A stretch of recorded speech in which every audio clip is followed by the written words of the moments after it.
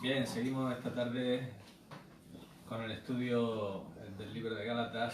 Nos habíamos quedado la última vez en el capítulo 4, ese capítulo 4 en el cual veíamos cómo el propósito de Dios con la ley era conducir al judío hacia Cristo, era como un ayo, nos decía al final del capítulo 3, y el capítulo 4 comenzaba diciendo que entre tanto que el heredero es niño, en nada difería del esclavo. O sea que los judíos, aunque tenían las promesas de Dios y tenían derecho a la herencia, si ponían la fe en esas promesas, no diferían en nada de un esclavo, porque estaban todavía bajo la tutela de la ley. Entonces el propósito de la ley no es que siempre estuviera tutelando al judío, es que la ley los llevara como de la mano, ¿verdad? Ese es el ayo.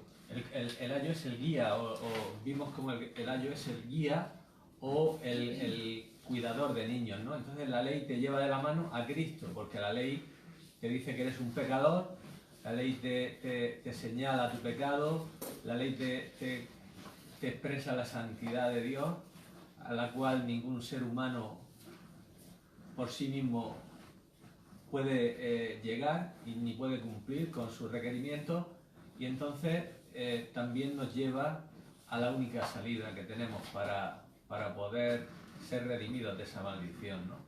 Que es Cristo.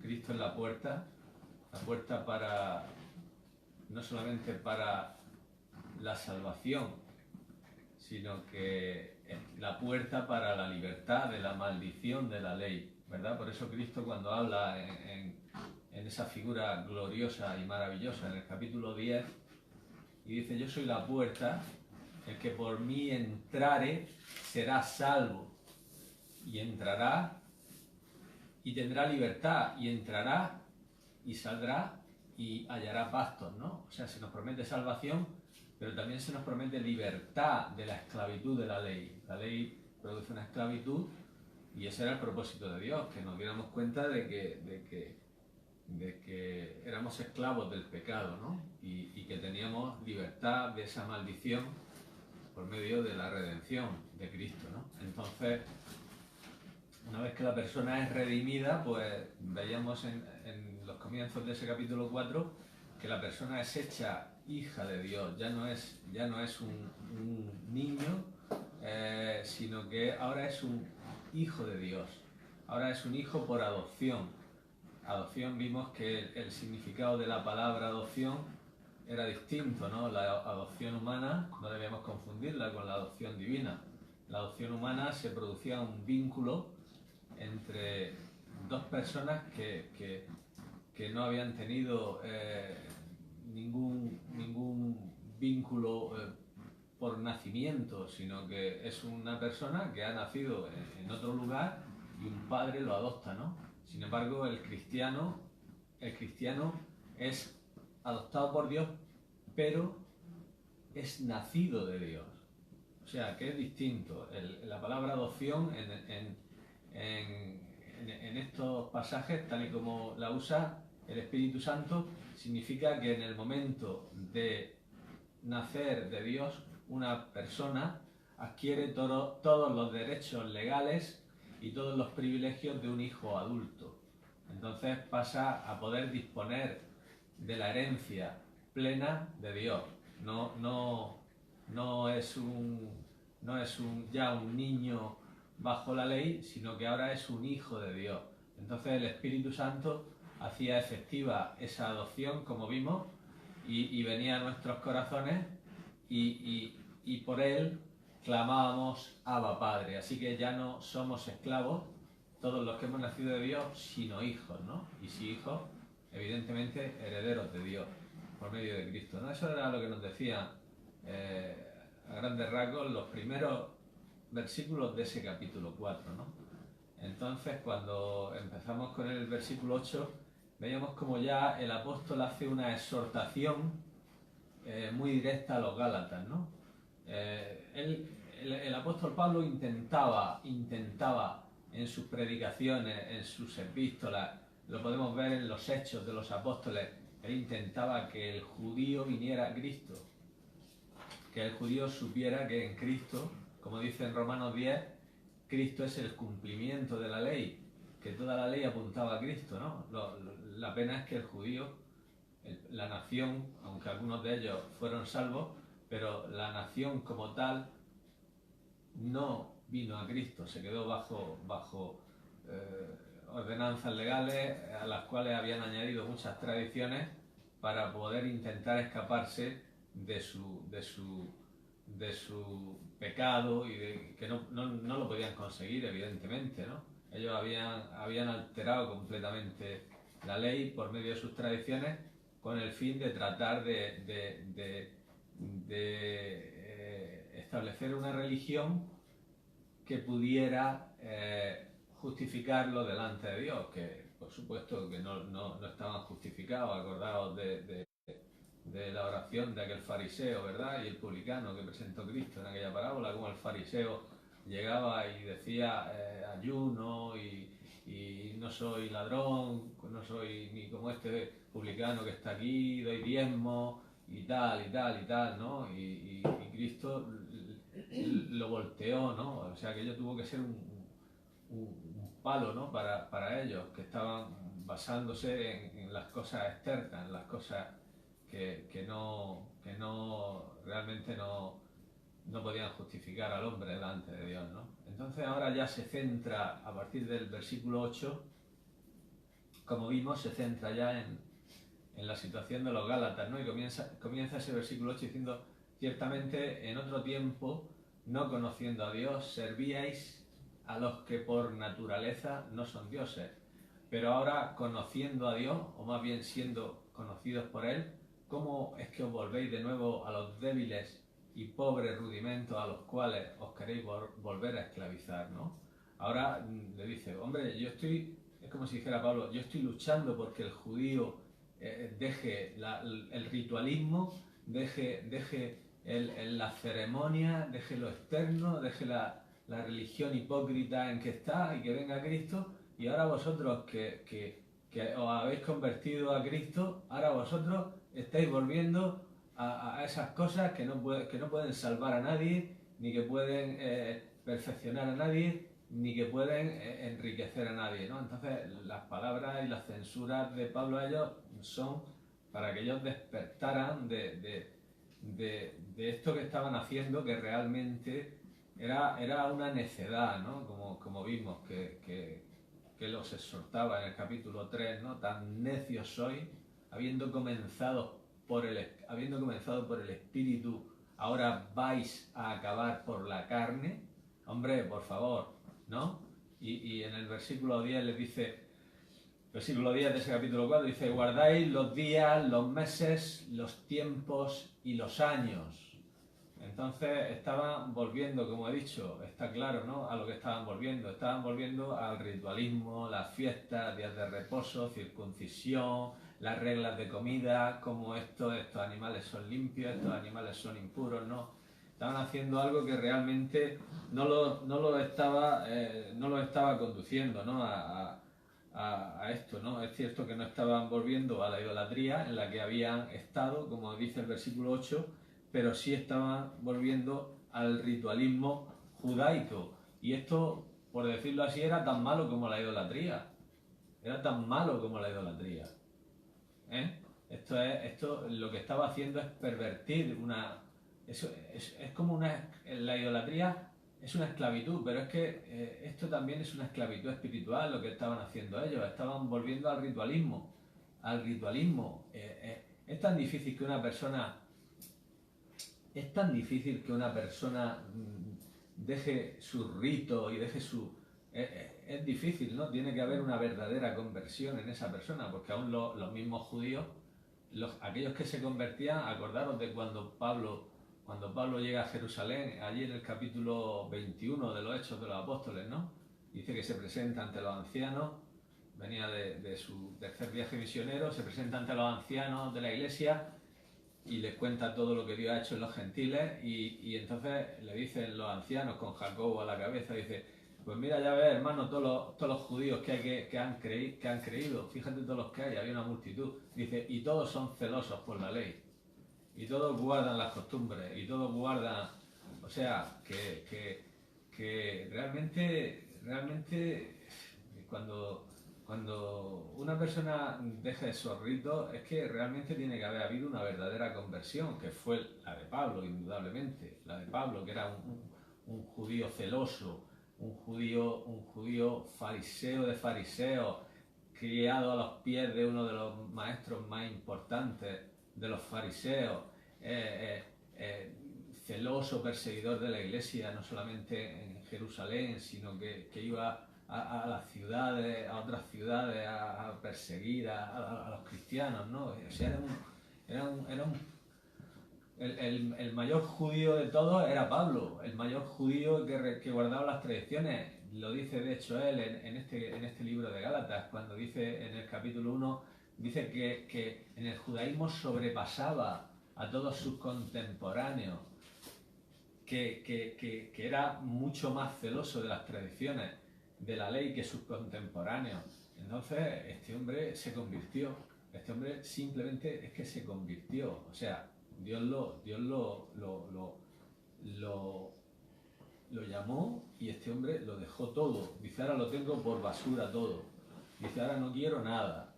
No quiero ya, ya no busco mi propia justicia. Solamente anhelo conocer a Cristo.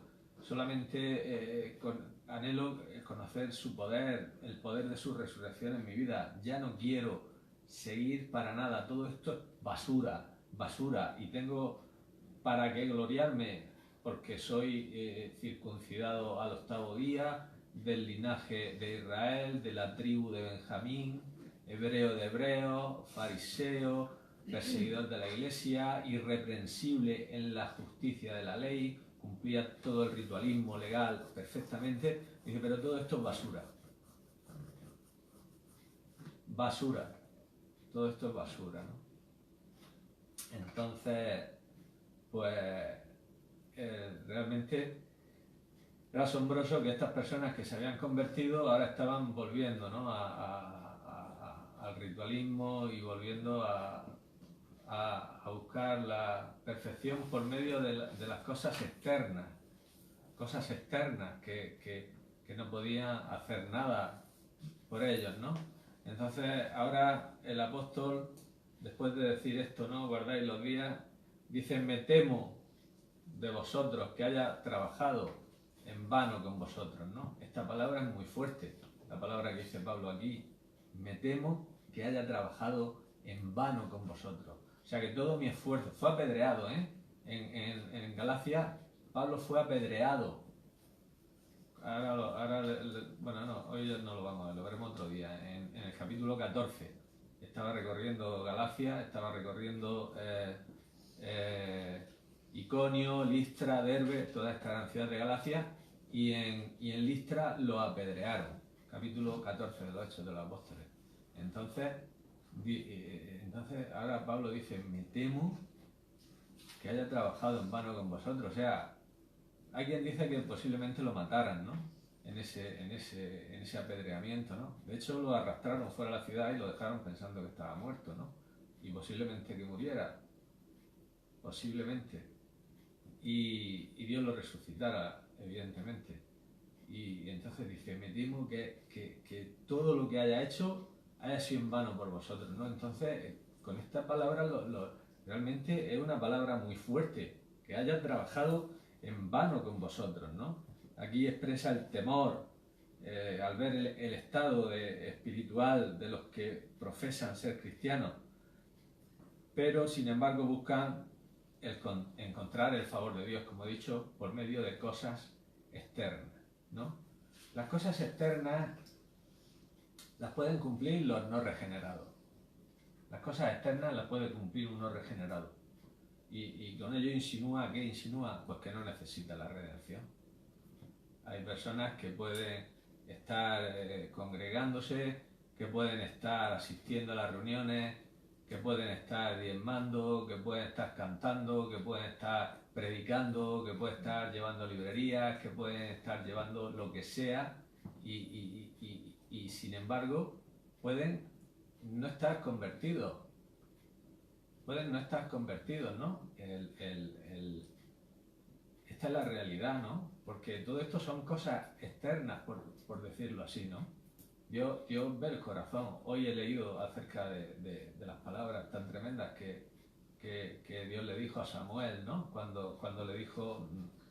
Samuel seguía llorando por Saúl, ¿no? Porque Dios ya le había dicho que lo desechaba, ¿no? Y Dios le dijo, no llores más. Dice, toma el cuerno de aceite, dice, y vete a Belén, que yo me he tomado un rey de los hijos de Isaí, ¿no? Y dice que llegó allí y vio al primer hijo. Y el primer hijo, por lo que se ve, tenía que tener una apariencia estupenda. Se llamaba Eliab, el primer hijo de Isaí, el primogénito. Y dijo Samuel, de verdad que delante de Jehová estás ungido ahora mismo. Porque le impresionó, ¿no? Y entonces Dios le tuvo que decir, no, Samuel, no. El hombre mira lo que tiene delante. El hombre mira la apariencia. Pero yo miro el corazón. A mí lo que me interesa es el corazón. A mí no me interesan apariencias, ¿no?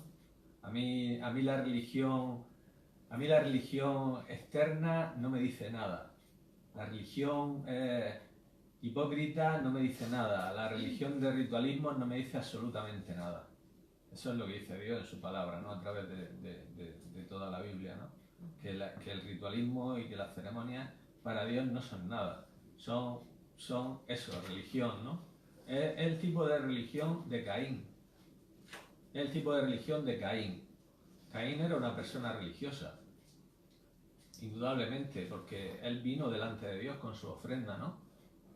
Él se presentó delante de Dios con su ofrenda, igual que su hermano Abel.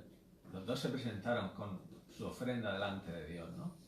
Dios, sin embargo, miró con agrado a Abel y a su ofrenda, una ofrenda cruenta, una ofrenda de sangre, una ofrenda en la cual esa persona reconocía su pecado y lógicamente el presentar un cordero limpio, un cordero sin mancha, estaba diciendo que él merecía, por su pecado, él merecía esa muerte que iba a sufrir esa víctima sacrificial en su lugar.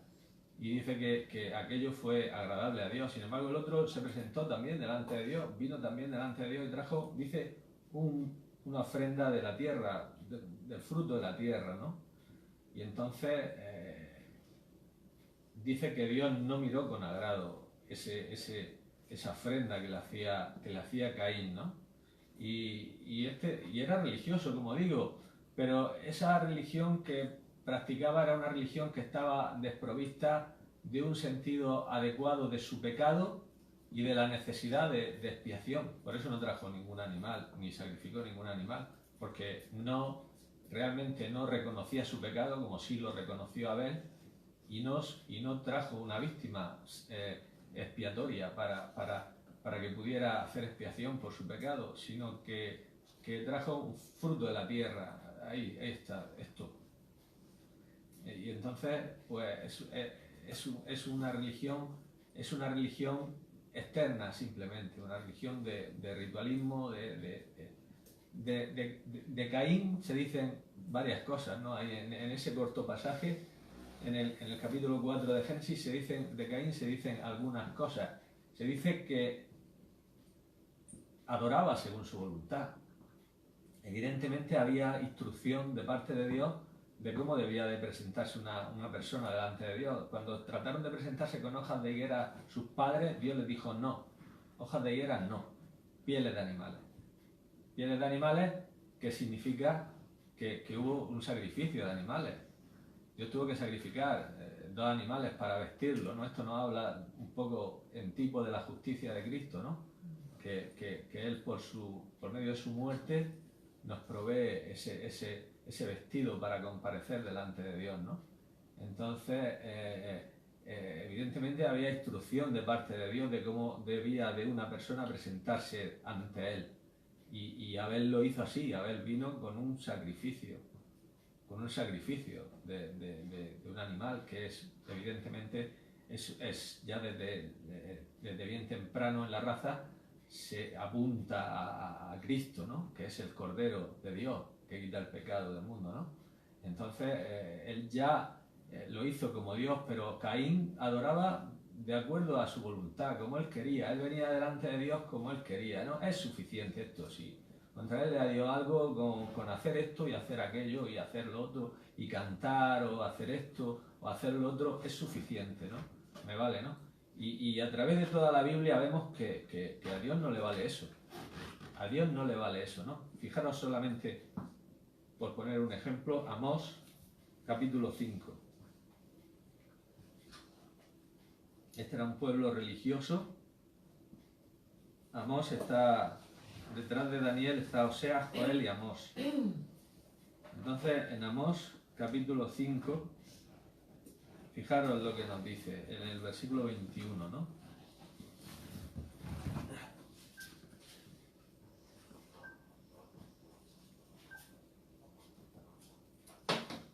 Amós 5:21, mirad lo que dice. Aborrecí, abominé vuestras solemnidades, y no me complaceré en vuestras asambleas. Y si me ofreciereis vuestros holocaustos y vuestras ofrendas, no los recibiré, ni miraré a las ofrendas de paz de vuestros animales engordados. Quita de mí la multitud de tus cantares, pues no escucharé las salmodias de tus instrumentos, pero corre al juicio como las aguas y la justicia como impetuoso arroyo. ¿Me ofrecisteis sacrificios y ofrendas en el desierto en 40 años, oh casa de Israel? Antes bien llevasteis el tabernáculo de vuestro Moloch y Quitín, ídolos vuestros, la estrella de vuestros dioses que os hicisteis. Os haré pues transportar más allá de Damasco, ha dicho Jehová, cuyo nombre es Dios de los ejércitos. Mirad un capítulo antes, el capítulo 4, versículo 4. Dice, id a Betel y prevaricad, aumentad en Gilgal la rebelión, y traed de mañana vuestros sacrificios y vuestros diezmos cada 3 días, y ofreced sacrificios de alabanza con pan leudado, y proclamad, publicad ofrendas voluntarias, pues que así lo queréis, hijos de Israel, dice Jehová el Señor.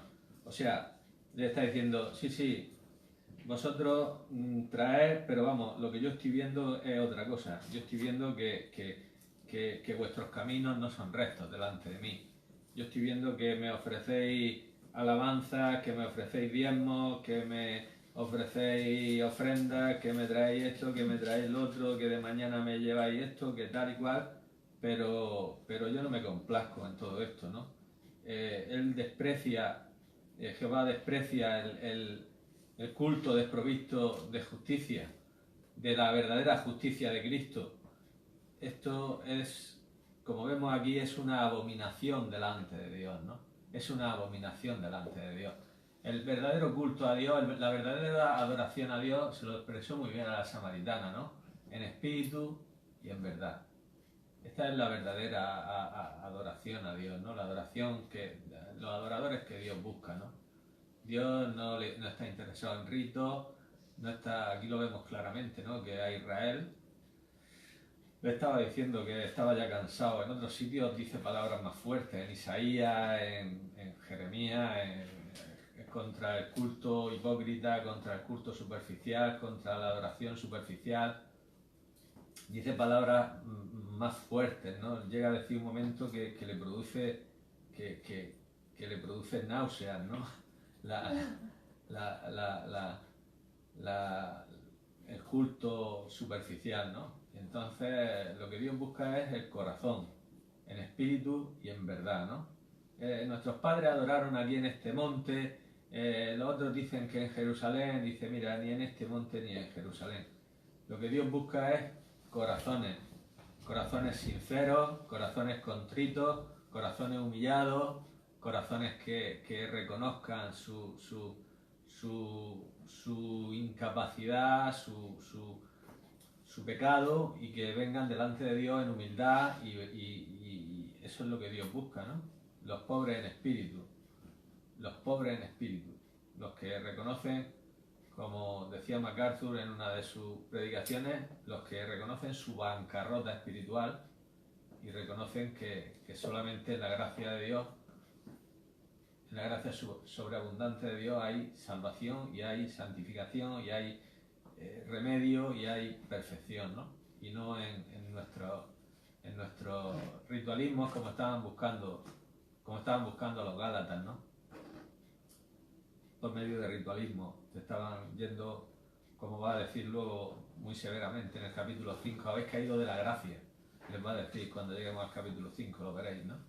Pues esto era la religión de Caín, ¿no? Adoraba según su voluntad. También se nos dice de Caín que estaba enojado con Dios, dice que cuando Dios no miró con agrado su ofrenda ni su religión, dice que decayó su semblante, ¿no? Estaba enojado, ¿no? Porque este también es la actitud del religioso, ¿no? La actitud del religioso es que si Dios no hace lo que él piensa que debe Dios hacer, se enoja con Dios, ¿no? Es una persona que anda enojado con Dios. De hecho, no cuesta mucho rascar un poco y sacar la queja contra Dios en algunas personas. Las personas se quejan contra Dios, sí, pero Dios ¿por qué permite esto? ¿Y Dios por qué esto? ¿Y Dios por qué hace esto? Y si Dios, si Dios esto, ¿y por qué? ¿Y por qué? ¿Y por qué? ¿Y por qué? ¿Y por qué? ¿Y por qué? ¿No? Y este es el religioso es, los amigos de Job eran religiosos que pensaban que Dios tenía que actuar de una forma determinada en un momento dado según ellos, claro. Luego cuando Dios aparece y dice, no, vosotros ninguno habéis hablado lo recto, el único que ha hablado lo recto es mi siervo Job, y él va a orar por vosotros, porque vosotros estáis, o sea, si Dios no, habían encajonado a Dios y todo lo que se salía de su comprensión no estaba bien, no le correspondía a Dios. Dios sale de nuestro entendimiento, Dios sale de nuestros pensamientos, como los cielos son más altos que la tierra, dice que sus pensamientos son más altos que nuestros pensamientos y sus caminos más altos que nuestros caminos y sus caminos no son nuestros caminos. Entonces, ¿qué tenemos que hacer? Pues lejos de quejarnos contra Dios es postrarnos delante de Dios y reconocer que Él tiene soberanía y que Él hace, que fue lo que hizo realmente el rey Nabucodonosor, ¿no? En el capítulo 4 de Daniel, ¿no? Cuando se postró delante de Dios y hizo una declaración impresionante, que Él era el Señor, que Él era el Altísimo, que Él hacía lo que Él quería y que no hay quien detenga su mano ni le diga qué hace, y que su reino es sempiterno, que va a ser para siempre, y que Él es perfecto y que Él es justo. Y este hombre se elevó al verdadero conocimiento de Dios. Este hombre hizo una declaración, un rey pagano, impío, que muchos cristianos no la han hecho en la vida, ni la hemos hecho en la vida, ni a lo mejor se nos pasa por la imaginación decir las cosas que este hombre dijo. Pero este hombre no estaba en ninguna manera quejándose contra Dios por lo que le había pasado. Había estado 7 años como una bestia, 7 años como una bestia, comiendo hierba, bañándose con el rocío del cielo, entre los animales. Dice que le crecieron los pelos como si fueran plumas y las uñas como uñas de animales. Y estuvo 7 años allí, había perdido completamente la razón y sus palabras cuando volvió en sí no fueron ni mucho menos, pero ¿qué me ha hecho Dios? ¿Y este Dios por qué hace esto? ¿Y por qué esto? ¿Y por qué el otro? Sus palabras están aquí en la Biblia, Daniel 4. Daniel 4, aquí están sus palabras. Estas palabras tendríamos que decirlas nosotros alguna vez, los cristianos. Pero mirad sus palabras. Daniel 4:34. Dice, mas al fin del tiempo, de esos 7 años, terribles que pasó entre los animales comiendo hierba, no, no es broma. Dice, yo, Nabucodonosor, alcé mis ojos al cielo y mi razón me fue devuelta, y bendije al Altísimo, y alabé y glorifiqué al que vive para siempre, cuyo dominio es sempiterno y su reino por todas las edades. Todos los habitantes de la tierra son considerados como nada, y él hace según su voluntad en el ejército del cielo y en los habitantes de la tierra. No hay quien detenga su mano y le diga, ¿qué haces? Este dice, en el mismo tiempo mi razón me fue devuelta, y la majestad de mi reino, mi dignidad y mi grandeza volvieron a mí. Mis gobernadores y mis consejeros me buscaron, y fui restablecido en mi reino, y mayor grandeza me fue añadida. Dice, ahora yo, Nabucodonosor, me quejo y maldigo a Dios por lo que me ha hecho. ¿Dice eso? No. Dice, ahora yo, Nabucodonosor, alabo, engrandezco y glorifico al Rey del cielo, porque todas sus obras son verdaderas y sus caminos justos. Es tremendo, es tremendo. O sea, esto deberemos de guardarlo en nuestro corazón y decir, es que es lo que debemos decir esto. O sea, este hombre pasó lo peor que podía pasar. Otros hombres pasaron las peores cosas que podían pasar. Job pasó calamidades. Él en ningún momento él estuvo enojado en el sentido de que él atribuyera a Dios. Dice que él no atribuyó. Luego con el peso del sufrimiento se fue debilitando. Es cierto. Con el peso del sufrimiento se fue debilitando. Entre las quejas había confesiones de fe muy importantes dentro de sus discursos, ¿no? Pero evidentemente cuando todavía no había sido sanado y tuvo la revelación plena de la grandeza, de la omnipotencia, de la omnisciencia, de la omnipresencia de Dios, él dijo, antes de ser sanado, dice, me arrepiento, tú eres perfecto, tú eres grande, tú... o sea, las palabras, en otras palabras, él dijo exactamente otras cosas, pero estaba diciendo esto, estaba diciendo, yo no te conocía realmente, yo te había oído de oídas, pero ahora veo tu grandeza, ahora veo tu perfección, ahora veo tu sabiduría, ahora veo tu gloria, y entonces ahora me arrepiento, yo callaré, yo ya no hablaré más. Yo ya no levantaré mi voz en queja contra ti, porque tú eres perfecto, porque tú haces las cosas perfectas, porque tú no haces nada, aunque no pueda entenderlo, como me ha pasado en un momento dado, no podía entender, pensaba que él no merecía aquel sufrimiento, no podía entenderlo, pero ahora dice, yo me callaré, tú habla, yo callaré, yo te escucharé, tú me enseñarás, porque yo no sé nada. Yo no sé nada realmente de Dios, no sé nada. ¿Cómo me atrevo a quejarme contra Dios? Las primeras palabras de Dios dice, ¿quién es ese que oscurece el consejo con palabras sin entendimiento? En el capítulo 38 de Job. ¿Quién es ese que oscurece el consejo con palabras sin entendimiento? ¿Dónde estabas tú cuando yo hacía esto, y hacía esto, y hacía aquello, y hacía aquello? Y ponía al mar su estatuto, y creaba esto, y formaba esto, y hacía esto, y hacía esto. Y entonces, ¿cómo podemos nosotros enojarnos contra Dios o decirle a Dios, es que lo que hace Dios o lo que ha hecho Dios, pero nosotros humillemos nuestras cabezas como hizo Job y digámosle lo que le dijo Job y lo que le dijo este rey, digámosle a Dios que Él es grande y que Él es sublime y que su reino es sempiterno y que todas sus obras son verdaderas y sus caminos justos, aunque no los conozca, aunque no los sepa, aunque no sepa por qué hace lo que hace, pero es perfecto. Yo sí que no sé lo que es bueno, yo soy injusto. Por eso dice que el justo murió por los injustos. Yo soy injusto, yo estoy habituado a la injusticia desde que nací. Yo estoy habituado a la injusticia, yo hago acepción de personas,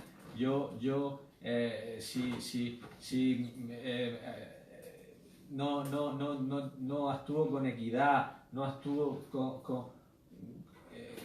no, yo tengo, mi corazón se inclina a la injusticia, el corazón del hombre está inclinado a la injusticia. Estamos habituados, como dice Pedro, dice, tienen el corazón habituado a la injusticia. Entonces es el corazón humano, está habituado a la injusticia. ¿Cómo nosotros vamos a decirle a Dios lo que es justo y lo que no es justo? Lo que Dios hace es justo. Ese es el nivel de la justicia, porque Él es perfecto en justicia.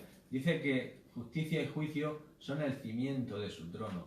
Si Él no fuera justo, su trono se vendría abajo, porque no cimentaría su trono. Dice que la justicia ciñe su gobierno. Entonces, si Él actuara en un momento, una sola vez, por un momento en injusticia, su trono se derrumbaría y se desintegraría completamente el universo. Totalmente. Porque al venirse abajo el trono de Dios, esto se desintegraría completamente el universo, porque sería un caos completamente. Porque como hemos cantado en esa canción, una de las canciones, que Él es rey. Él es rey. Entonces Él es rey y Él gobierna y sustenta todas las cosas. Pero su trono está cimentado en la justicia. Y si Él dejara de ser justo, su trono se vendría abajo, dejaría de ser rey y dejaría de sustentar todas las cosas, como lo hace. Entonces todo se desintegraría, todo se desintegraría completamente. Sería una completa catástrofe de todo el universo. Entonces Dios no puede actuar ni por un momento de una forma injusta, ni por un momento, ni por un momento. Entonces, la justicia es el carácter esencial del gobierno de Dios y Dios no puede hacer nada, absolutamente nada, lo más mínimo que sea injusto. Por eso, para salvarnos, tuvo que ejercer toda su ira, todo su juicio y tuvo que ejercerlo en su Hijo, porque Él no podía ser injusto. Si Él nos hubiera salvado, si Él nos hubiera salvado por un acto de pura compasión sin más, no hubiera podido sostenerse su trono, porque Él no habría actuado con justicia. Entonces, en la obra de redención, la justicia de Dios se manifiesta. ¿En qué manera?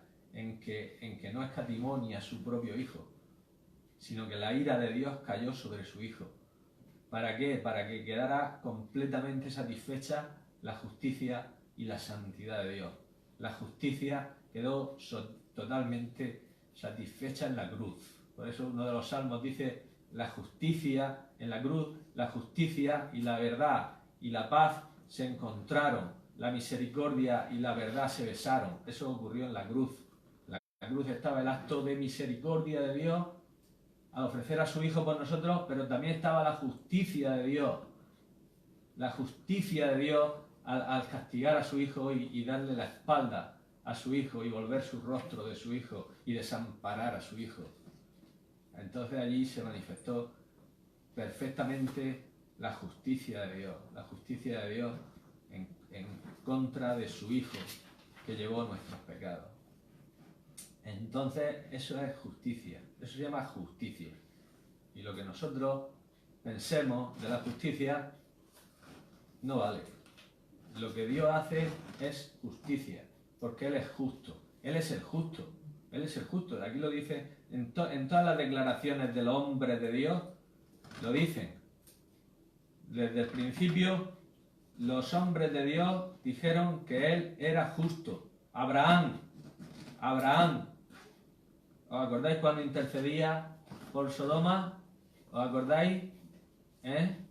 Quizás hayan allí 50 justos. Tú que eres justo, vas a hacer que muera el justo con el impío, el juez de toda la tierra, que es justo, va a hacer, lo decía, todos los hombres de Dios inequívocamente han declarado que Dios es justo, perfecto. Su justicia es perfecta. No tiene ni una mínima grieta, ni una mínima grieta. Si hubiera una grieta, ese trono se caería. El trono de Dios se caería. Porque es el cimiento del trono de Dios, justicia y juicio. Entonces, si hubiera una mínima grieta, ese trono se resquebrajaría. No habría esperanza para nadie en el universo. Todos estaríamos en las tinieblas más densas y no habría ni rayo de esperanza para nadie, ni la más mínima esperanza de salvación para nadie. Pero Él es justo, ¿no? Entonces, aquellos que se enojan contra Dios porque no comprenden alguna cosa, como era el caso de Caín y como es el caso de los religiosos dogmáticos, que cuando rasca un poco sale esa queja. Yo he hablado con algunos que profesaban y cuando hemos estado hablando, y bueno, pero por Dios, ¿por qué? ¿Y por qué? Pero es que no tenemos que decirle a Dios por qué. Es que no tenemos que decirle a Dios por qué. Dice, ¿quién eres tú para que alterques con Dios? Dirá el vaso de barro al que lo formó, ¿por qué me has hecho así? ¿No tiene potestad el alfarero sobre el barro? ¿Y qué si Dios, queriendo mostrar su ira y hacer notorio su poder, soportó con mucha paciencia los vasos de ira preparados para destrucción y para hacer notoria la riqueza de su misericordia, de su gloria, las mostró para con los vasos de misericordia que Él preparó de antemano para gloria? Ese capítulo 9 de Romanos, que es el que estoy citando, muchas personas quisieran que no estuviera ahí. Les gustaría que no estuviera ahí. Porque aparentemente se ve injusticia. Aparentemente, según la mente humana, se ve injusticia. De hecho, Pablo en el mismo libro de Romanos dice, ¿qué pues diremos? ¿Que hay injusticia en Dios? Y enseguida dice, en ninguna manera no hay injusticia en Dios. Hay cosas que no entendemos, evidentemente. Yo si tuviera que diseñar un plan para Dios, si hubiera tenido yo que diseñarlo, yo no hubiera puesto la elección soberana, por ejemplo. Y si cualquier hombre hubiera tenido que diseñar un plan para Dios, hubiera puesto salvación por mérito, posiblemente. Y muchas de estas cosas. Pero Dios lo ha hecho de tal manera que no hay injusticia en Dios. Todo lo que pasa es que puede haber cosas que no entendamos. Evidentemente, las hay. Con nuestras mentes finitas no llegamos a comprenderlo todo. Pero, ante eso, nos postramos y nos callamos, como hizo Job. Yo ahora callaré. Yo callaré y tú hablarás. Ya no quiero hablar más. Ahora yo callo y tú hablas. Y esto es lo que tenemos que hacer cuando no entendamos algo de Dios. Estar callado. Estar callado. Y esperar si Dios quiere revelarnos su misterio. Y si no, es igual. Seguiremos callados. Cuando queremos altercar con Dios, como Zacarías, ahora te vas a quedar mudo. Al decirle a nuestra razón, decir ahora mudo como Zacarías. ¿Por qué? Porque ¿cómo puede ser esto? Si yo soy viejo, mi mujer es estéril, ¿cómo vamos a tener un hijo? ¿Esto? No, pues ahora te quedas mudo. Te quedas mudo. Entonces, eso es lo que tenemos que hacer con nuestra razón. Cuando quiera oponerse y quiera contradecir a Dios, muda. Ahora te quedas muda, calladita, silencio. Cuando esté sometida a la revelación, cuando la razón se somete a la revelación, estupendo, una maravilla, puede ser una útil sirvienta. La razón, Dios nos la ha dado, ¿para qué? Para que esté sometida a la revelación. Pero cuando la razón usurpa, cuando la razón contradice, ¿qué hacemos? Pues lo que hizo Sara con Agar, fuera. Mientras la sierva estaba ahí sometida, muy bien, su sierva. Pero cuando se usurpa y contradice, fuera. La razón tiene que ser echada fuera. Si la razón contradice la revelación, ahí callada. Mudo te quedas, Zacarías. Mudo, hasta que no te sometas a la revelación.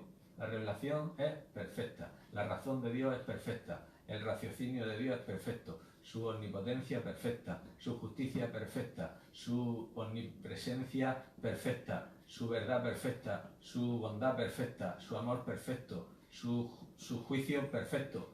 Todo esto está ahí en la revelación, todo es perfecto. Entonces cuando la razón se levante contra esto y diga, pero esto de aquí, nada, fuera, fuera, Agar, fuera, fuera, vete, que no te quiero aquí. Si te sometes, bien, si no te sometes, entonces lo que hace el religioso es eso, es que mientras las cosas van en su línea, en su dogmatismo, como él ha pensado, esto lo tiene que hacer así. Los amigos de Job eran dogmáticos, religiosos, todos. Uno basaba el dogmatismo, el primero que se presenta basaba el dogmatismo en Zofar, bueno, no me acuerdo. El primero presentaba el dogmatismo en la tradición. La tradición, se aferraba a la tradición y no ha oído los dichos de los antiguos, que tal, no sé qué, da igual. El otro dogmático, que basaba su dogmatismo en que había tenido una experiencia, dice que pasó un espíritu por él y me quedé quieto y me dijo, será el hombre más justo. Entonces basaba su dogmatismo en una experiencia sobrenatural. Nosotros, si tenemos que basar el dogmatismo en algo, tiene que ser en la palabra de Dios. Tenemos que ser dogmáticos en la palabra de Dios, apoyarnos en la palabra de Dios, vivir en la palabra de Dios y rendirnos a la palabra de Dios, aunque no la entendamos. Todo lo demás, basura. Todo lo demás, basura, como dijo Pablo. Lo tengo todo por basura. Todo es basura. Todo lo que no esté en la revelación es basura. Entonces, cuidémonos. Cuidemos nuestros pensamientos, cuidemos nuestra razón y sometámonos a Dios y creamos y sepamos que el Dios eterno maneja todo y es totalmente justo y que todo está bajo su control y que todo depende de Él y que Él es perfecto. Entonces todo esto está claramente atestiguado en la revelación y a veces nos es dicho por personas paganas como este rey que tuvo esas palabras, que ojalá y cada cristiano pudiera de corazón decir esas palabras que dijo este rey. Todos sus caminos son verdaderos y son justas sus obras y es perfecto y su dominio es sobre todo y que él pone y todos somos como nada delante de él y no valemos nada y él hace según su voluntad en todo y no hay quien lo detenga y él es irresistible y él es perfecto. Ojalá y dijéramos esto, ¿no? De corazón. Nos vamos a quedar aquí hoy y ya seguiremos, ¿no? Otro día. No vamos a avanzar mucho, pero es importante que sepamos estas cosas, ¿no? Para que no nos equivoquemos con Dios. Lo que quiero es que no nos equivoquemos con Dios y que no tengamos un concepto erróneo de Dios y que porque nuestro limitado conocimiento llegue solo a un límite, nos creamos que todo lo que Dios puede hacer que se salga de ese límite no es muy... Dios es perfecto, su palabra es perfecta, purificada como la plata, probada 7 veces en el fuego. Dios es justo, Dios es grandioso y no hay ninguna duda de ello, no tengamos duda, ¿no? Entonces, pues, no tenía pensado hablar todo esto, la verdad. Me he ido un poco, pero a lo mejor tenía que hablarlo y lo he hablado. Entonces, ya seguiremos. Dios bendiga.